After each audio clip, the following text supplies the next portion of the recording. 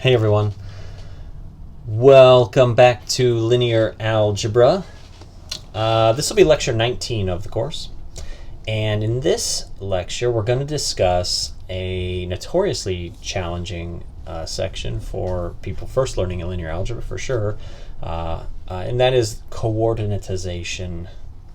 Okay, and so this will be kind of the concluding lecture for the subsection of the course devoted to vector spaces.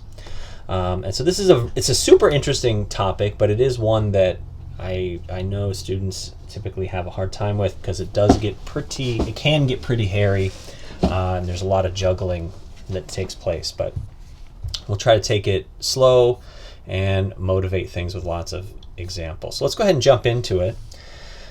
We'll call this section 4.7 coordinatization. Okay, and so let's kind of try to motivate this idea. So if B is a basis for a vector space V, okay, we'll start with that. So if B is a basis for a vector space V, then basically every vector in V, so for all V in V, there exists a unique linear combination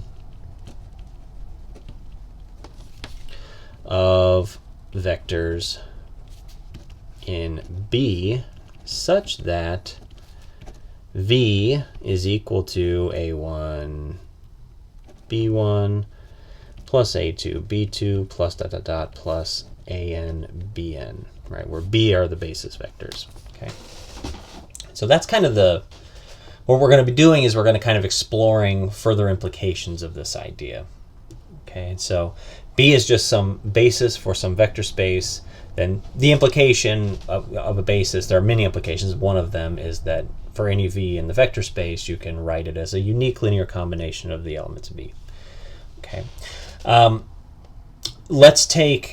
let's kind of write down a clean example. So this example is almost so clean that you could kind of fail to catch the idea, and a lot of people do kind of gloss over this without thinking it through 100%, but there are some interesting implications here. So let's consider E1, E2, dot, dot, dot, En a basis for Rn, right? So this is the standard basis. Okay, now just think of any vector in Rn. It's going to have the form A1, A2, dot, dot, dot, An, right? That's the vector in Rn.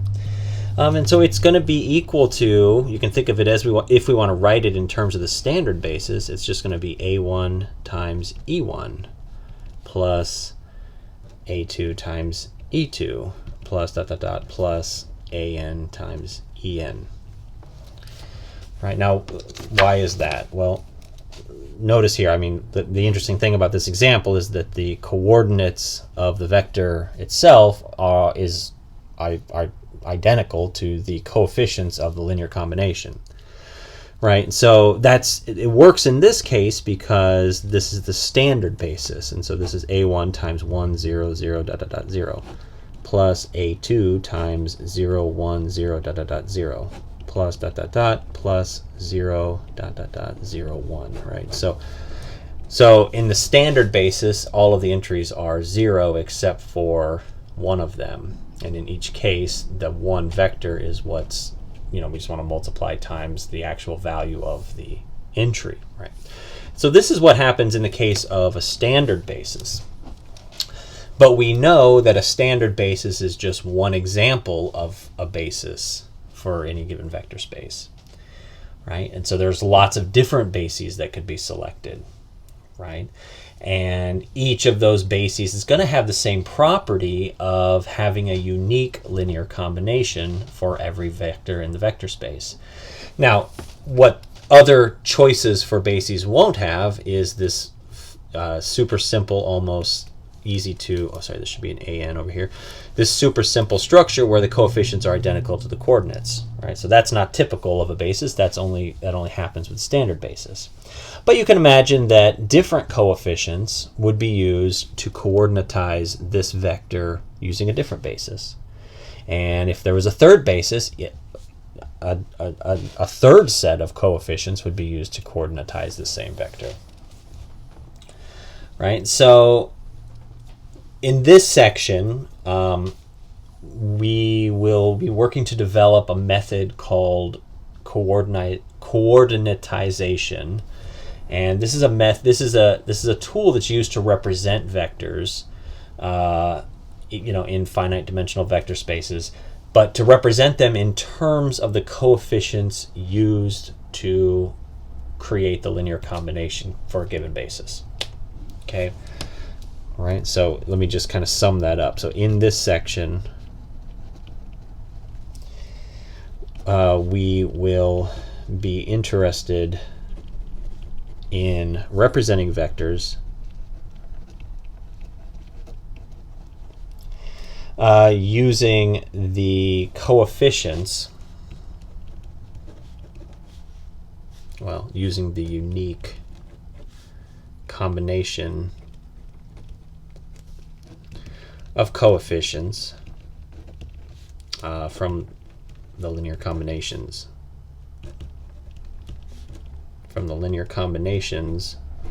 for a given basis.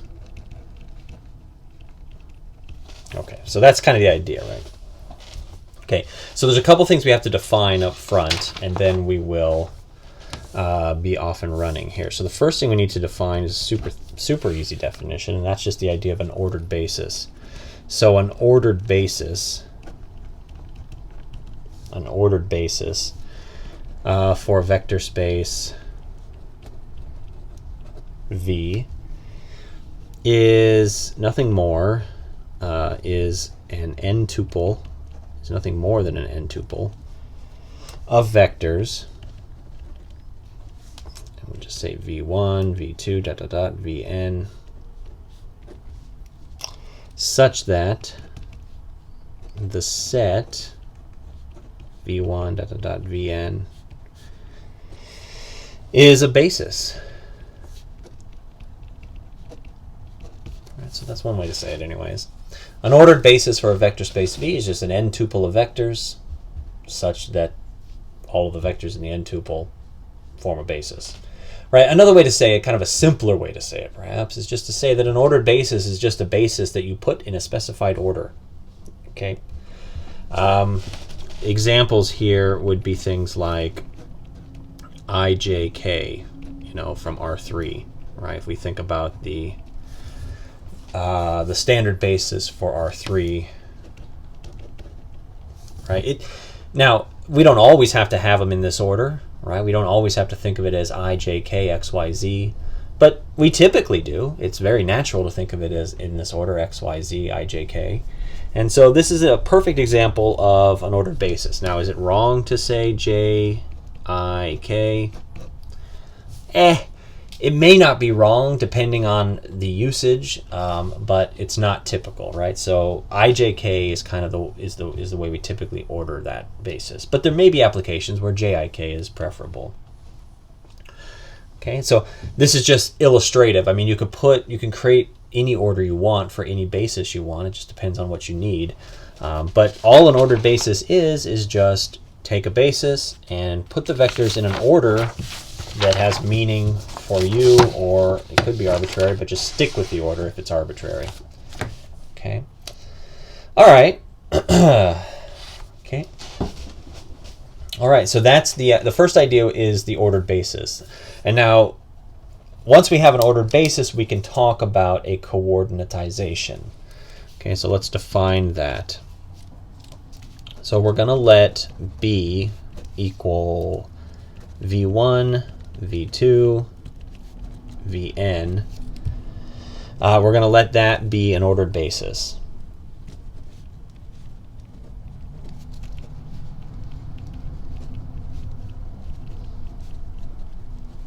Okay, so we'll let B be an ordered basis for a vector space V. Now suppose that W is a vector in V, and it's equal to A1 V1 plus a2 v2 plus dot dot dot plus an vn, right? And we'll just say it's in w, or not in w, in v, sorry, there's no w, in v. Okay, then, and we denote it like this. It's like the vector itself, w, and then we put brackets around that and a subscript with b. And so this, then wb, the coordinatization of w with respect to b, the basis b, is the vector. Okay, and so we would write it like this. So wb is a vector, and in this case it's going to be equal to the vector a1, a2, dot dot dot, an. Okay, so w coordinatized in b, the basis b, is a vector comprised of the coefficients used to derive w under the ordered basis b. Okay, so you can see where the ordered part of the, why having the basis ordered matters, right? So like obviously if I exchange the positions of v1 and v2, then that is going to change. So my a2 will be the first one, my a1 will be the second one, and so that's going to flip the order here, right? So we say that it's with respect to an ordered basis, otherwise you can have the bits all flipping around, right, changing position in the vector.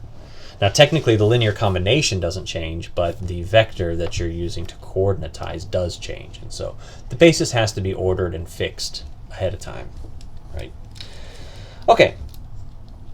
And so this is what we mean by the coordinatization of a vector under an ordered basis. Okay, and so you can kind of think of this as, well, yeah, so basically it's just, a new vector that consists of the coefficients used to derive the given vector, right? But notice, because b is a basis and this linear combination is unique, then this vector here has a one-to-one map back to w, right? This is, given this, you should be able to recover w. Okay, and so actually sometimes these are referred to as, sometimes people would say, when encountering this notation, what they would say, w expressed in b coordinates.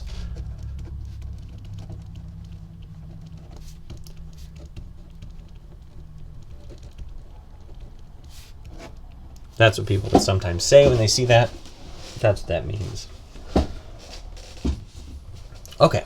All right, so that's the idea. Let's do some examples. Let's do a bunch of examples and get comfortable with this concept here. So, example, let's let b equal the ordered basis. Well, it's an ordered basis, so we'll write it like this. X cubed, x squared, x1. And this is obviously a basis for P3. So b here is an ordered basis for P3. And let's coordinatize some elements from P3. So if I start with a polynomial like this, 6x cubed minus 2x plus 18, and I want to coordinatize that in b, then I'm going to get a 4 vector, right? And it's going to be, the first item is going to be the coefficient for the x cubed, so it'll be a 6. The second item will be the coefficient for the squared term, and that's a 0 in this case, and then a -2 and an 18, right? And so this would be the coordinatization of this polynomial with respect to this basis in the vector space P3. We could do the same thing for a different polynomial. Let's write it in a different order. So 4 minus 3x plus 9x squared minus 7x cubed. If I want to coordinatize that in b, then this is exactly in reverse, isn't it? Right? So the first component is going to correspond to the first basis vector, right? In this case, x cubed, so it'll be a -7, and then the second one is going to correspond to the x squared term, which is the second basis vector for b, and that's going to be a 9, and then -3 and 4 ultimately for the last one, right? Okay, what about something like this? What's that going to coordinatize to? Well, this is the x term, so it's going to be the third position. So 0, 0, 3, 0. Okay, what about the x cubed term? Well, x cubed term is, well, what about just the x cubed polynomial? That's going to, I mean, it's going to have a 1 in the position of, for the x cubed basis vector, and so that's going to be a 1, 0, 0, 0. Everything else is 0. There are no other terms in the polynomial. What about the 0 polynomial? Well, that's going to be all zeros, isn't it? Okay. So this is an example of a vector space with a basis, an ordered basis, and some other vectors from P3, the vector space, coordinatized. And so you can see every polynomial, every third degree polynomial or less, is going to have a unique coordinatization under this basis. Now, of course, if I change the order of the basis, then all of the coordinatizations will change. Not all of them necessarily, but most of them will change. In general, they will change. Okay, so that's a great first example. Let's talk about another example. This will be skew symmetric matrices. Okay, so remember, a skew symmetric matrix is a diagonal, or sorry, not a diagonal matrix. It's a matrix with zeros on the diagonal and non-zero, zero or non-zero values off the diagonal. So they have the form, let's see, so consider a skew symmetric 3×3 matrix of the form, and we'll just write the form here. So 0, and then a, b, and then -a, 0, c, and then -b, -c, 0. Right, so remember, this is what we mean by skew symmetric. So whatever this value is up here, if I reflect across the diagonal, then I get the negative version of that. And so same here, if I'm up here and I flip across the diagonal, then I've got the negative, and so far. And so, of course, if these are negative up here, then these become positive down here. So you can think of it in this as kind of having the general form. And so we could create an ordered basis for this. An ordered basis for these matrices is, right, and so first of all, like, just take my word for it that skew symmetric 3×3 matrices do form a vector space, and there are many bases that you could choose from. Here's sort of the simplest one. Simplest basis for this would be, oh, sorry, this is again an ordered basis. I got to make sure to use the notation. So we're going to say 0, 1, 0, and then -1, 0, 0, 0, 0, 0, and then 0, 0, 1, 0, 0, 0, -1, 0, 0. It's a second element in the ordered basis. And then 0, 0, 0, 0, 0, 1, 0, -1, 0, like this. Okay, so just to kind of see how this works, this ordered basis, let's take an example. Let's consider the vector, or sorry, well, it's a vector in a vector space sense. Let's take a look at this particular example, 0, 2, -3, -2, 0, 1, 3, -1, 0. All right, so this is a skew symmetric 3×3 matrix. And we can see that this would be equal to 2 times, I'll write them out, but 2 times the first basis vector plus 3 times the second, plus -3 times the second. So 0, 0, 1, 0, 0, 0, -1, 0, 0. Okay. right? Because you need to get a 3 up here, a negative 3 up here, and so negative 3 times 1 will be negative 3, and that means there's going to be a positive 3 down here, so negative 3 times negative 1 becomes positive 3. And then finally, plus 1 times the third basis vector, so 0, 0, 0, 0, 0, 1, 0, negative 1, 0. Right? And so given that, then a coordinatization of this guy, you could write this. You could say 0, 2, negative 3, negative 2, 0, 1, 3, negative 1, 0, right? If that's an element, a skew-symmetric matrix, it's an element in the vector space. Then a B coordinatization, a coordinatization under this basis would be what? What would we write? Well, we would just write 2, negative 3, 1. Okay, so that's a coordinatization of this particular skew-symmetric matrix, right? This particular object in this vector space. Similarly, you could have something like this, 0, 15, 20, negative 15, 0, 10, and then negative 20, negative 10, 0.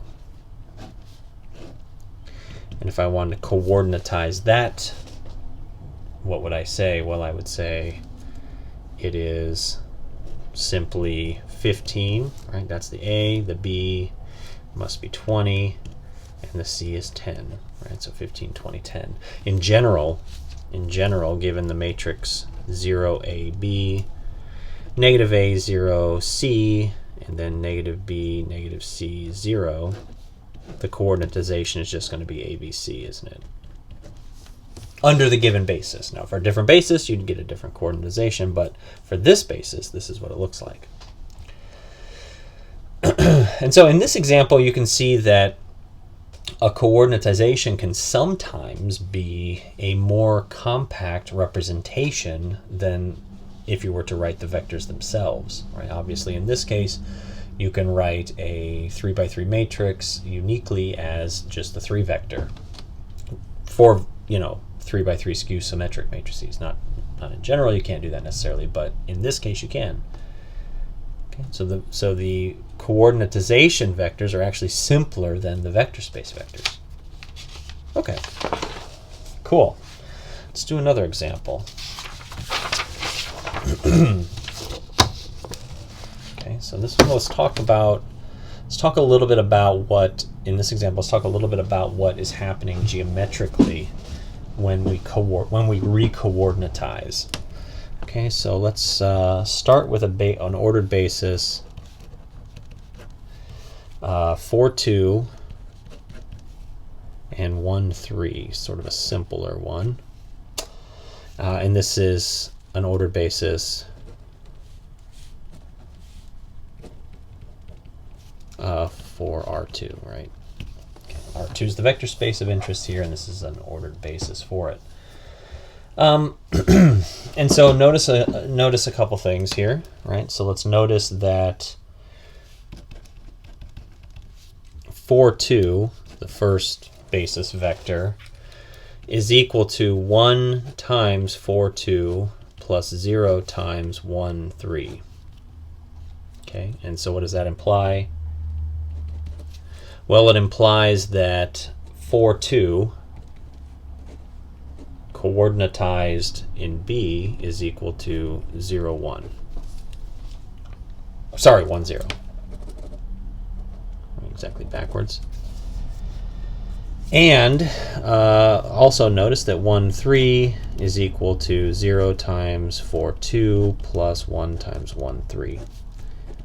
Right, and so 1, 3 coordinatized in B is equal to 0, 1.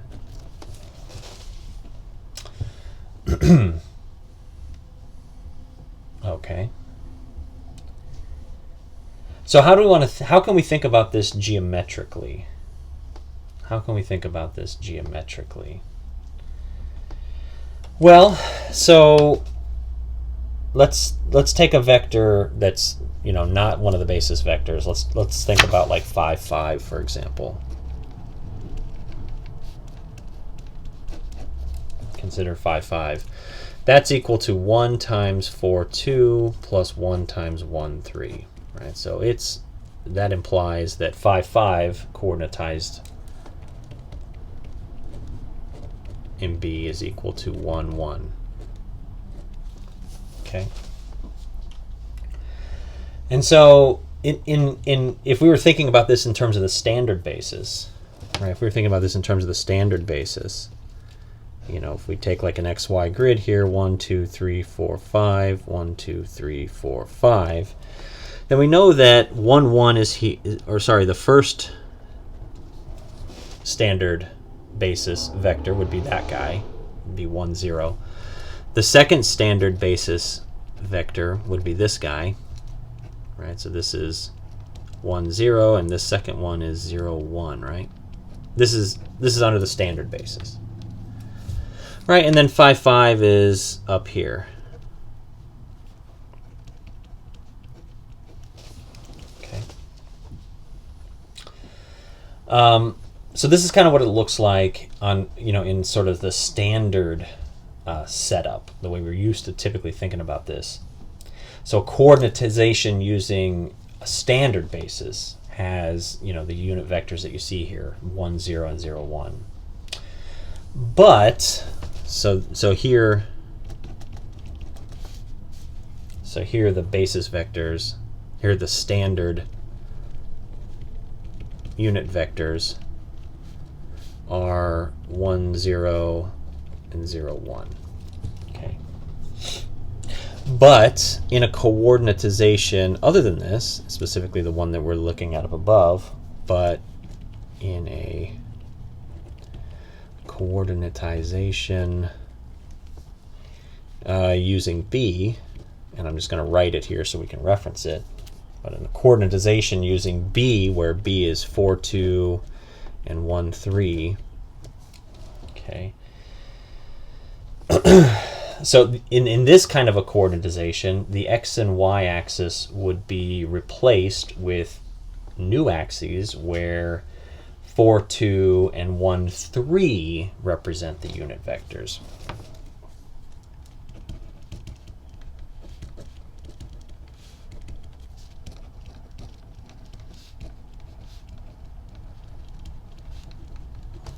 Okay, so the x and y axes are replaced by new axes where 4, 2 and 1, 3, that's 1, 3, not 1/3, represent the standard unit direction vectors. Well, I shouldn't say standard, where they represent the unit direction vectors. So let me attempt to draw this just to give you some sense of it.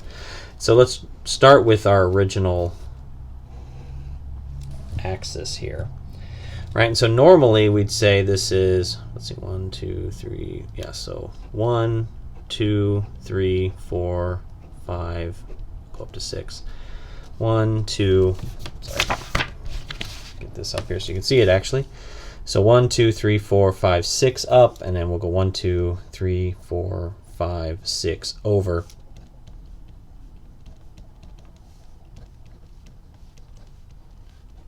Right, and now this is actually, these are the old axes. I'm just writing them in here because we need to reference them to kind of try to make this idea clear. These are the old axes. So think of these as kind of being in the background, right? They're in the background. Now, we have two vectors in this basis, 4, 2, and 1, 3. Now, 4, 2, we saw that coordinatized as 1, 0. Right, and so let's mark that out here. So 1, 2, 3, 4, up 2. So we're right here. Okay, so our first direction is that direction. Okay, and so this is our 4, 2. And so we know that that is playing the role of 1, 0 in this new coordinatization. Now this is gonna mark off what you can kind of think of as a new x-axis.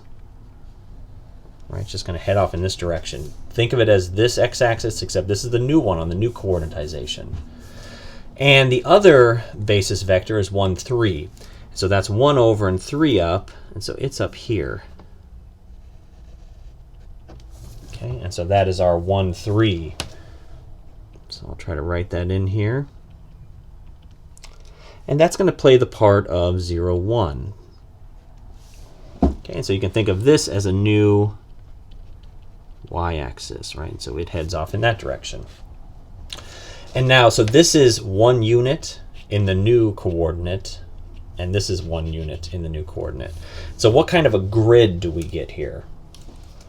Well, we get sort of like a parallelogram, right? So instead of squares, we get parallelograms. So 1 over 3 up. I'm just going to kind of draw this. It's not going to be perfect.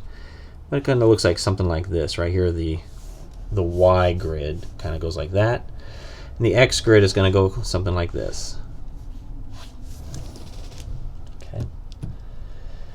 And so we are interested in this vector 5, 5. Now, where's 5, 5 on the original coordinatization? It's 5 and 5, right? So it's right about here.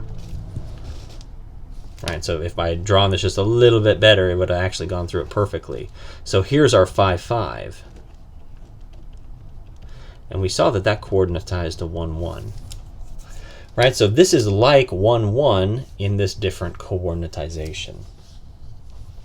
Right, so the axes here describe a coordinate system where, you know, the familiar squares are replaced by parallelograms. Right, so here you've got these kind of parallelograms, and you know 4, 2 and 1, 3, 4, 2 and 1, 3. Here they're playing the role of the unit direction vectors. Okay, so that's the idea. Like geometrically, that's what's taking place when we do a recoordinatization. We're used to thinking of things in terms of the standard unit basis vectors, like particularly in like R2. Like we're definitely used to thinking about things in the 1, 0, 0, 1 coordinatization. But there are infinitely many different coordinatizations that can be used for R2, right? And so here's one of them. 1, 3, and 4, 2 would coordinatize the plane into something that looked like this. Okay. Okay, so that's kind of an example. Just the point there is being just to kind of help drive some intuition about what coordinatization is doing geometrically. Okay, now let's kind of shift gears here in this next example and talk about how we can identify the coordinatization for a specified vector. So let's consider a subspace of R5 here with the ordered basis. Okay, and here we're going to call it C. Again, this is an ordered basis. Sorry about that. So -4, 5, -1, 0, -1. And then 1, -3, 2, 2, 5. And 1, -2, 1, 1, 3. Okay, so this is the ordered basis for a three-dimensional subspace of R5. Okay, so if I just give you a V from the span of C here, how are you going to generate how are you going to identify the C coordinates for that, right? So how can we conveniently convert a vector from V, in this case R5, into its C coordinates? So how do we do that? Well, specifically, let's look at let's identify -23, 30, -7, -1, -7 in terms of C. So we want to find the C coordinates of this vector from R5. Okay, and so if you think about what we're trying to do, we're looking for, if you can think of it like this, -23, 30, -7, -1, -7. So that's the vector that we want to know the unique linear combination of this vector. And so what we're looking for is the ABC in this expression. Right, so A times the first basis vector plus B times the second plus C times the third. Okay. Now what does this look like? What does this kind of look like to you? It looks like solving a system. And indeed, that's pretty much what it boils down to.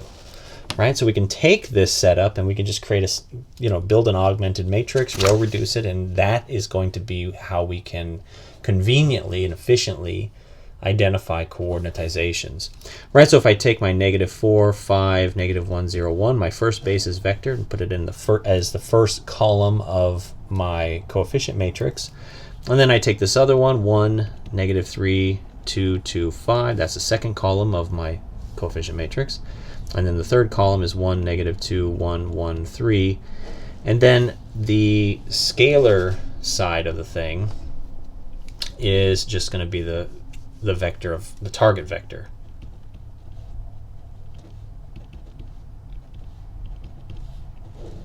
Okay, and so given this, I can just row reduce this to figure out what A, B, and C need to be to generate this. And so when I do that, and pause the video and do that, what you'll find is you get 1, 0, 0, 0, 1, 0, 0, 0, 1, and then 2 rows of all zeros. And the 3 coordinates are 6, -2, and 3. Okay, and so a situation like this where you get a consistent, obviously this is a consistent system, and because C is a basis, like these are basis vectors, you should get a pivot in every column, right? And then furthermore down here, like the inconsistency would arise if you had zeros here and then non-zero values over here. That would mean that the given vector is not coordinatizable. Right, but in this case, there's no problem. So the 3 coordinates are 6, -2, and 3. So that means this is a 6, this should be a -2, and this should be a 3. And that's what this method spits out. And so we can write this vector, -23, 30, -7, -1, -7. We can coordinatize it in C to get the vector 6, -2, 3. Okay. All right, so that's kind of how you would do it. Right? So that's kind of how you would do it. Okay, so this is an interesting idea, right? But what we're basically doing is taking matrices from some vector space and re-expressing them in totally different ways. Right, now notice here that this vector, this vector space, it's a subspace of R5, but it is a vector space, right? So we're talking about the span of C. This is a basis for some vector space. That's a 3-dimensional vector space, and the coordinatization is going to therefore have 3 elements. The original element had 5.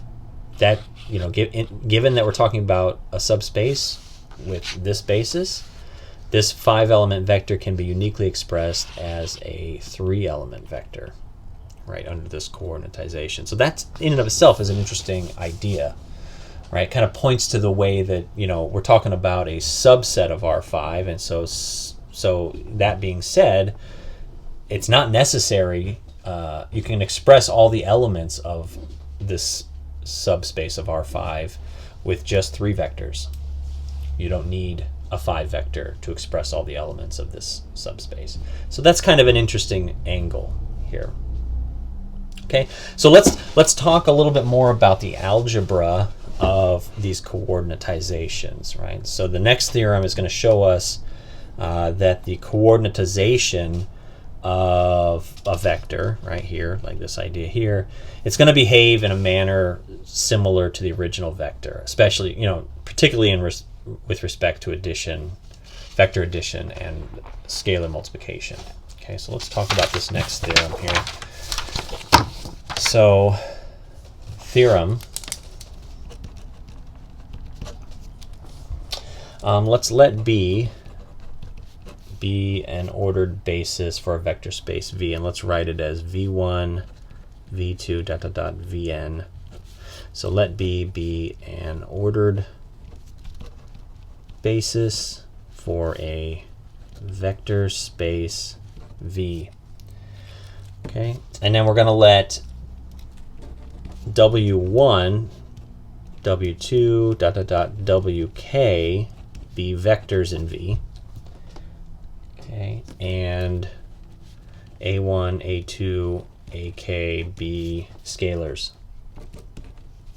Okay, right, so I've got a basis for a vector space V. I got a bunch of vectors from V, and I got a bunch of scalars from R. Then, a couple of things here. So if I take two vectors from V, I add them together, and then I coordinatize the sum in B, I'm going to get the same answer as if I were to coordinatize each of them separately and then add the coordinates together. That's nice, right? That's not, maybe not obvious that that would be the case. If I take two vectors, I add them up, I coordinatize the sum. It's the same as coordinatizing them separately and then adding them up. Right? So this is a nice, nice thing. If I take a scalar times a vector in V, do that multiplication, do that scalar multiplication, and then coordinatize, then I'm going to get the same answer as if I were to coordinatize first and then multiply by the scalar. Okay, again, perfect behavior that you would love for this to have. It would not be nice if it didn't work like this. But it's sometimes when these things work out, you can't, kind of hard to believe, but amazing. And so these two together obviously get you 3, which is the the linear combination. All right, so if I have a linear combination, a finite linear combination, and I coordinatize the combination, then I get the same answer as what I would get if I separately coordinatize each of the vectors, multiply the coordinates by a scalar, and then add all of that together.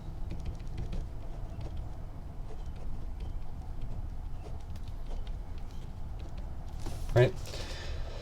And so 3 is really just 1 and 2 together.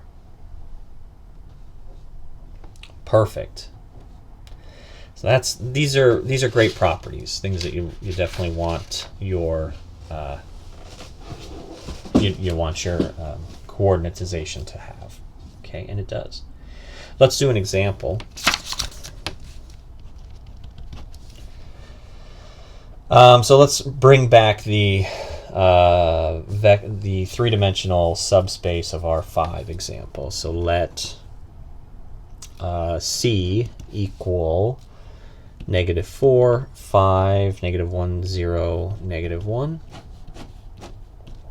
and 1, -3, 2, 2, 5, and 1, -2, 1, 1, 3. So we'll let that be an ordered basis for a subspace V in R5. Okay. All right, obviously the subspace is just the span of these 3 vectors. So if we're given the C coordinates of a 5 vector in V, so say we're given the coordinates for some vector, can we find the original vector by calculating the appropriate linear combination?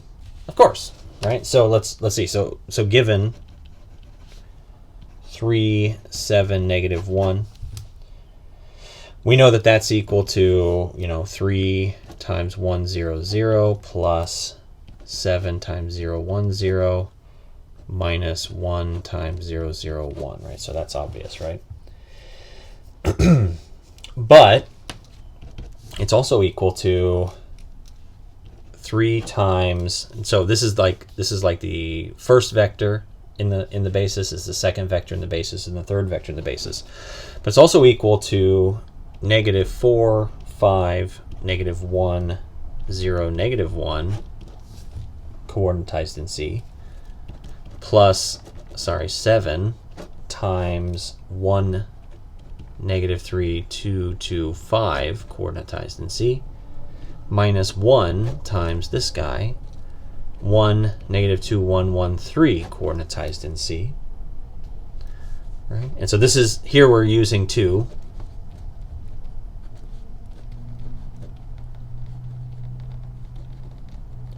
We're using 2 from the above theorem, right? So we're using this.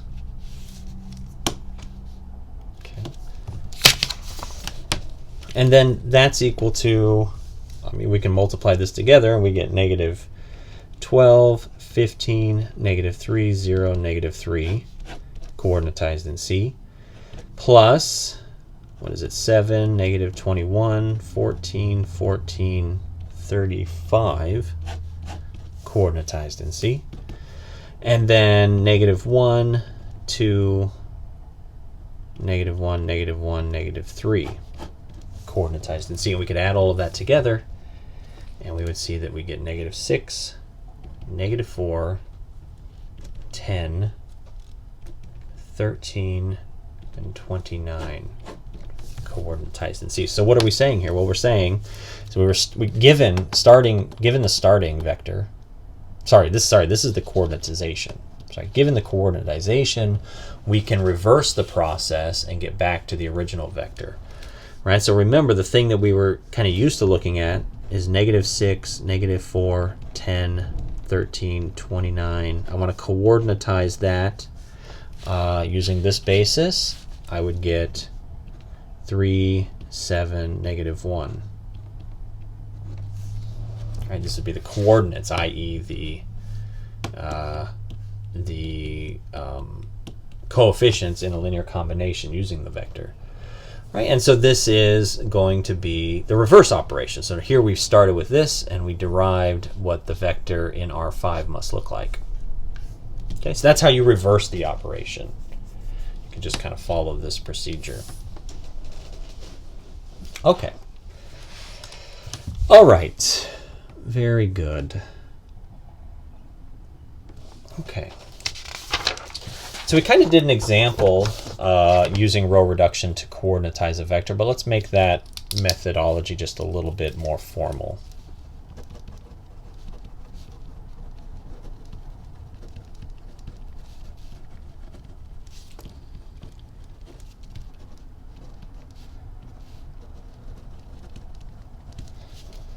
Okay, so how to coordinatize a vector using row reduction? Well,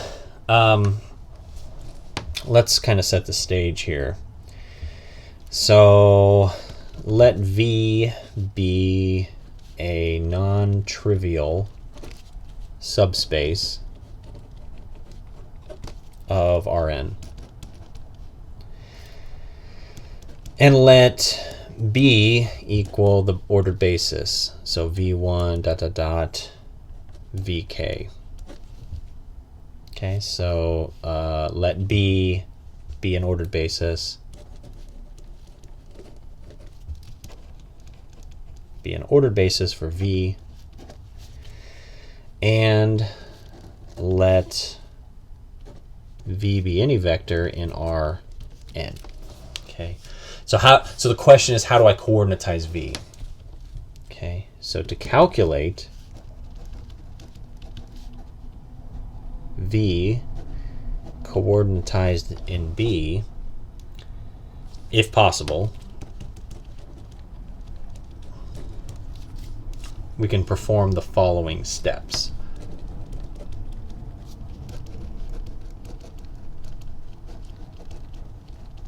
Okay, so step 1,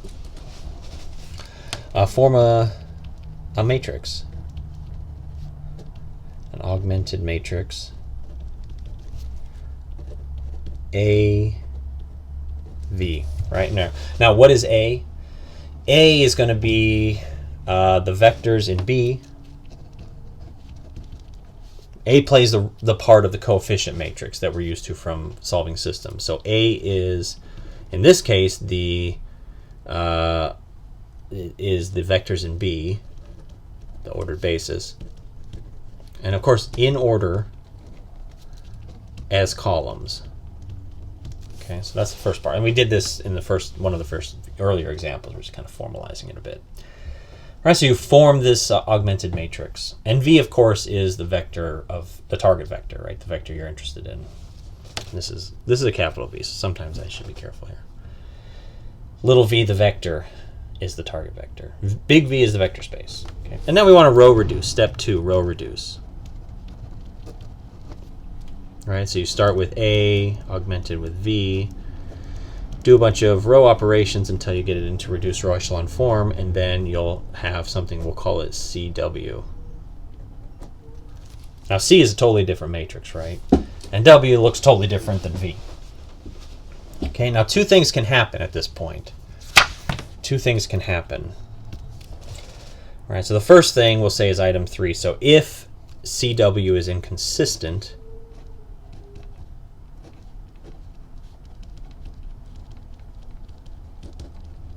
if CW is inconsistent, then the vector V is not in the span. It's not in the vector space.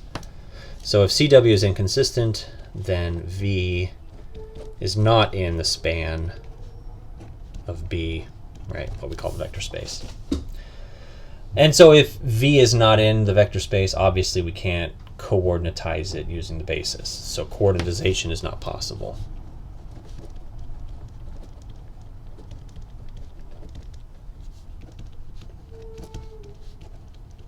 Does that make sense? Hopefully. Right? Like if you get an inconsistent system here, then your vector that you started with is not in the span. It's not in the vector space. It's not in the span of the basis, right? So it's you can't coordinatize it. Right? What does an inconsistent system look like? Well, let's say you've got something like this. Right? So here's maybe your A matrix, I guess in this case C matrix. And then off to this side, maybe you have some number B, A, and some number B, and some number C.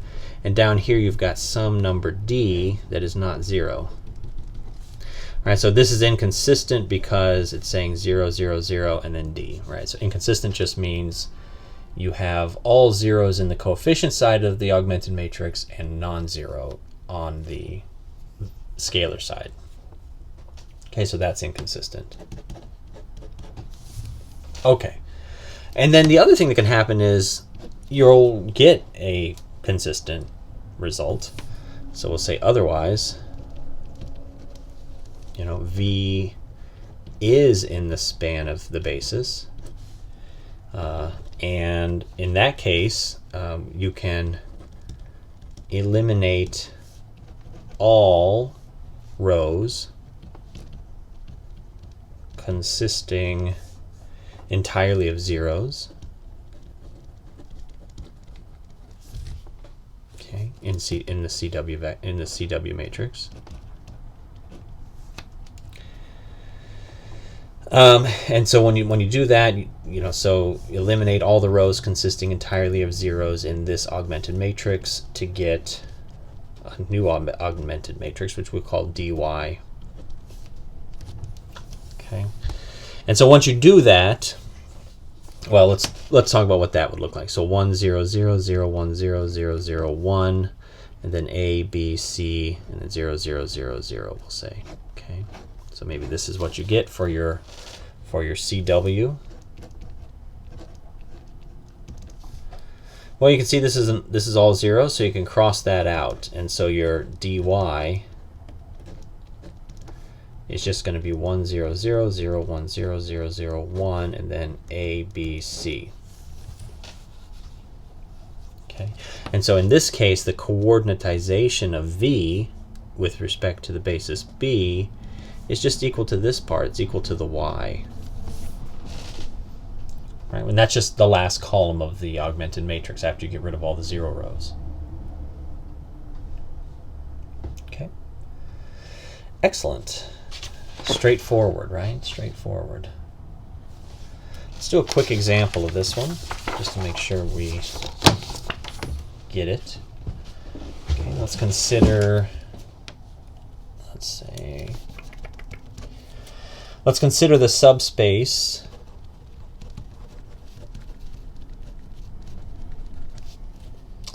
V of R3 with ordered basis. We'll say the basis here is, let's say, 1, 3, 3 and 3, 10, 7. Okay, and let's coordinatize V equals 3, 11, 5. Okay, we want to coordinatize this vector. So we're just going to use that method, right? So we'll start by creating an augmented matrix where we have the basis vectors go in as the columns in order: 1, 3, 3, 3, 10, 7. And then the vector, the target vector, goes in as the scale on the scalar side. So 3, 11, 5, like that. Okay, then we row reduce it. And what do we get? We get 1, 0, 0, 1, 0, 0, and then over here we get a negative 3, a 2, and a 0. Okay, so in our method, this is this guy here. This is the AV part. What is this? This is what we called CW in our method. That's that one.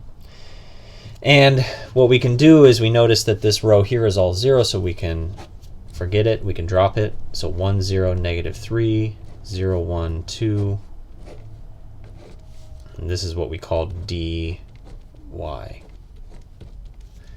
And so, you can read off the coordinatization here. It's just negative 3, 2.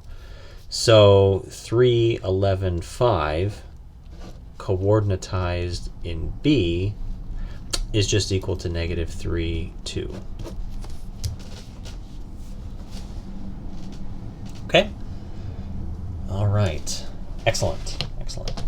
I'm going to go ahead and pause the video here, and then we'll come back with a part B to explore a few additional ideas surrounding coordinatization.